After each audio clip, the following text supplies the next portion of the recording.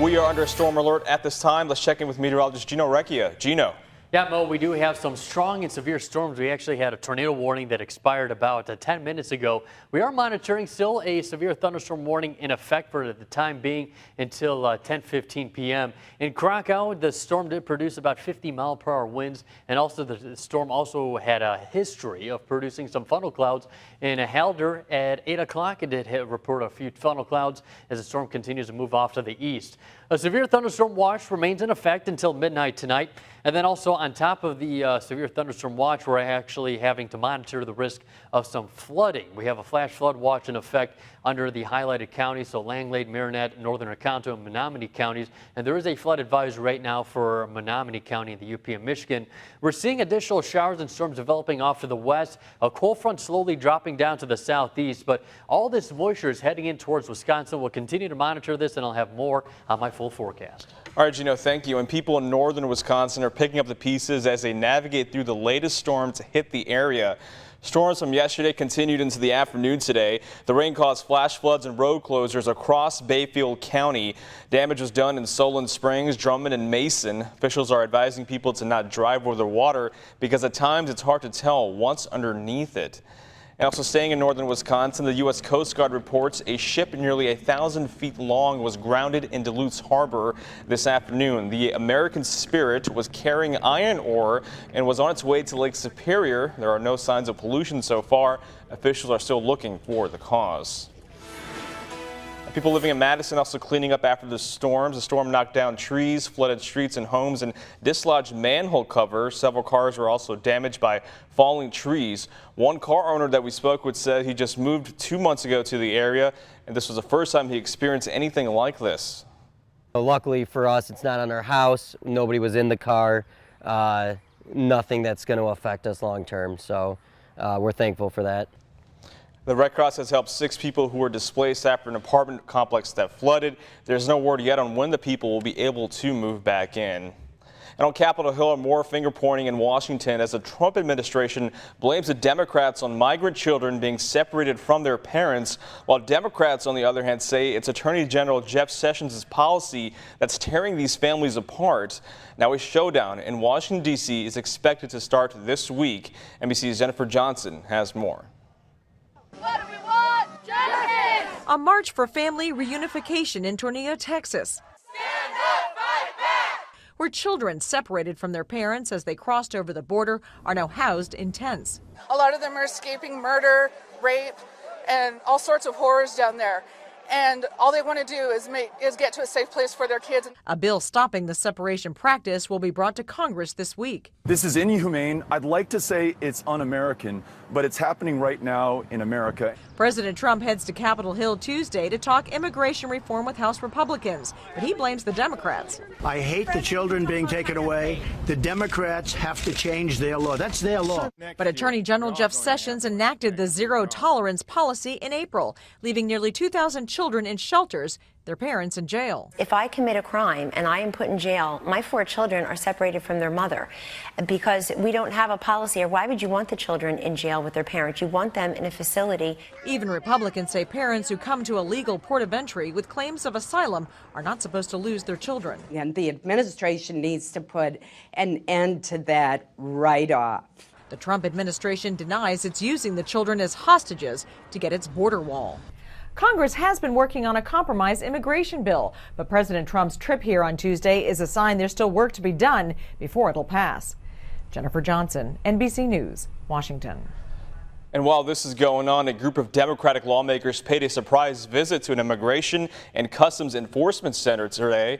The ICE detention center is located in Elizabeth, New Jersey. It is being used to house immigrants who have been separated from their family. Now, initially, the representatives could not get in, but they eventually were let in after turning in their cell phones. Believe me, tearing children from the arms of their mother and their father is not the right decision. It has got to stop, and we are united in going back to Congress and fighting for it. And those representatives were able to speak with 5 adult male detainees, 3 of whom had recently been separated from their families. And another mass shooting in America. More than 20 people hurt when a gunman opened fire early this morning at a popular arts festival in Trenton, New Jersey.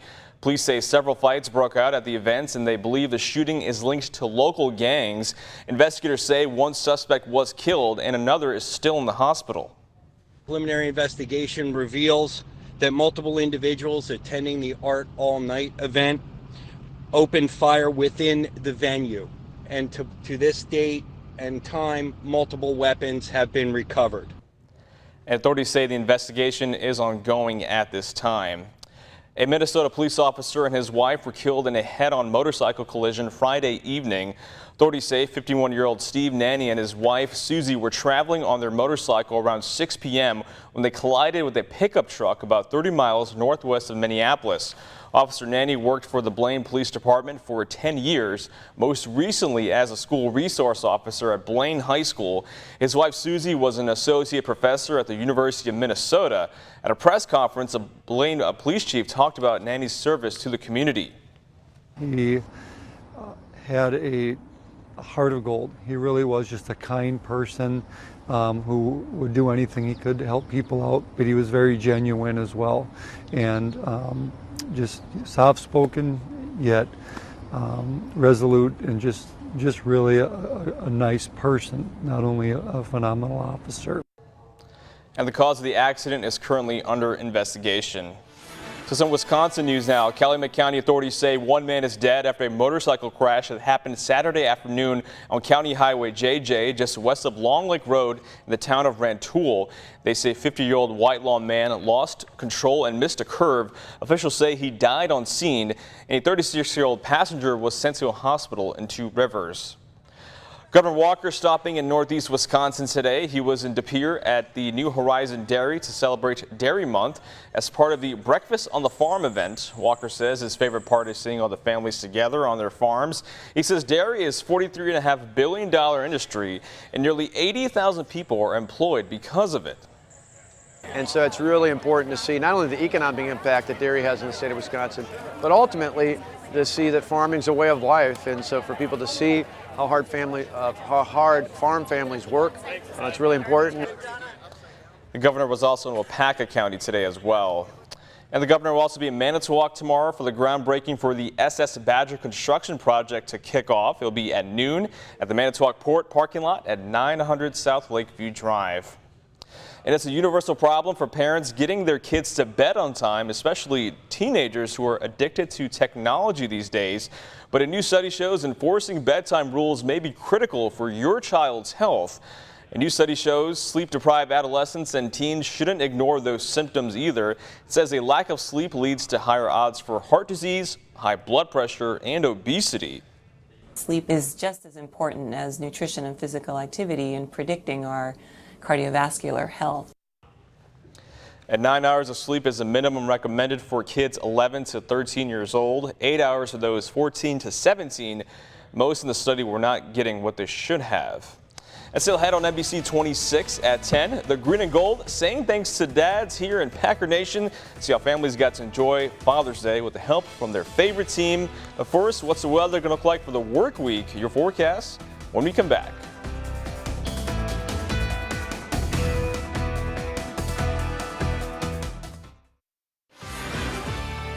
Well, welcome back. Meteorologist Gino Recchia. We're tracking a few showers and thunderstorms. The worst of the severe risk seems to have diminished. That is some good news. But we are monitoring additional showers and thunderstorms moving off to the east and southeast. Radar indicating some of these storms do have the potential for some hail. But earlier, just about a half hour or so, we were talking about the risk of some tornadoes with the rotation. And talking about rotation, well, this storm did have a history of producing some funnel clouds in Halder. We had a funnel cloud at 8 o'clock this evening. But the risk of severe weather still remains in effect for another few hours unless we start to see some atmospheric stability start to increase. Severe thunderstorm watch in effect until midnight for some of our neighboring counties, Shawano, Oconto, Menominee County, Wapaka counties. And off to the east, that has not been added just yet. A slight risk of severe weather for parts of the area. The rest of us under a marginal risk, with the exception for parts of Fond du Lac and Sheboygan counties. As the storm line starts to move down to the south, eventually it'll move out of the area, and then the risk of severe weather will be down to the south for tomorrow. But back here, we're continuing to monitor the line of showers and thunderstorms. They have weakened quite a bit. Also, a good way to indicate that is looking at the amount of lightning. There was a large cluster of lightning as it was moving just east of Shawano, but it has really diminished since then. And just looking at our roof cam, it really isn't showing that many lightning strikes in just about a half hour ago. But our next concern is the amount of moisture coming in from the west and southwest as this cold front will be draping down to the south. Here it is right here. And a lot of moisture converging along this frontal boundary, and that's why we do have a flash flood watch in effect for parts of the area. Langlade, also northern Oconto, Marinette, and Menominee counties. And also talking about Menominee, a flood advisory has been issued for the southern tip of Menominee County and the UP of Michigan. So let's time it out. At 3:30, here comes the next wave of moisture moving across the area. Showers and thunderstorms are likely when you're waking up and heading to work tomorrow. So keep in mind, you'll need the umbrella handy as temperatures struggling to even get into near 80 degrees. So today we had highs in the 90s. Eventually the front will move down to the south. That'll move all the moisture out of the area. And by Tuesday, sunshine will be returning, and we should be seeing a little bit of some drying weather.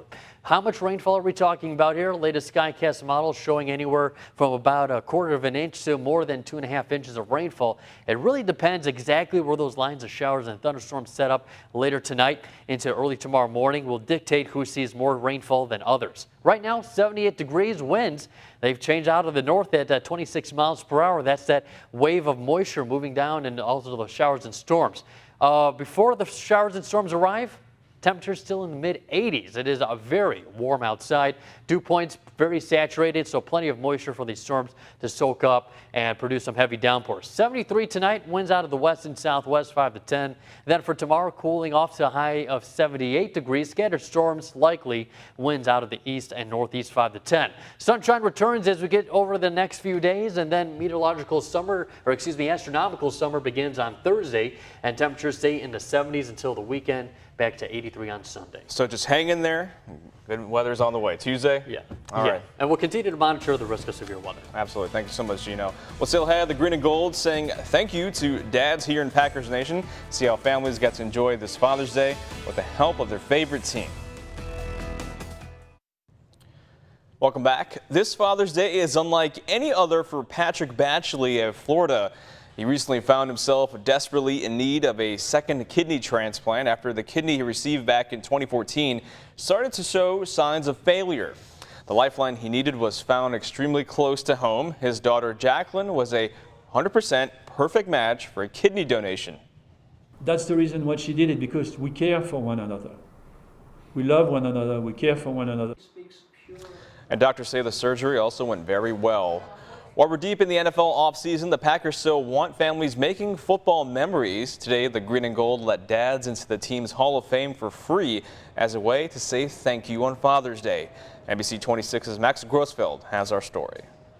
Started at center. From generation to generation. Marked up the guy's helmet, got it after one game. Steve Laning passes down his football knowledge. Well, it's always important to spend time with your family, but on Father's Day, and it's a good time. Steve's daughter, Hannah, This is our history. put the day together. My dad's been a Packer fan his whole life. She's a Packer fan, and I've always been a Packer fan. Steve's first trip to the Packers Hall of Fame. We want to create an environment of family for our kids and create memories for them that they'll remember forever. Oh, Packer game. Free admission for dads is an opportunity Hannah couldn't pass up. The Father's Day deal doesn't end here at the Hall of Fame. Once families are done checking out the history here, they can come over to 1919 where dads get a free soda or beer when they buy a meal. Or dad can come down to the pro shop and get himself 15% off, a little gift for himself. Being the smallest team in the NFL, and I think it's something that they do quite well, and Packer fans are proud of the Packers.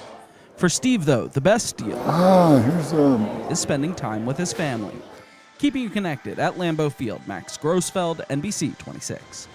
Great present for Dad indeed, and that's going to do it for me, but Sports Rewind with Chris Barrier is next. But first, from all of us here at NBC 26, Want to wish you all of you a happy Father's Day.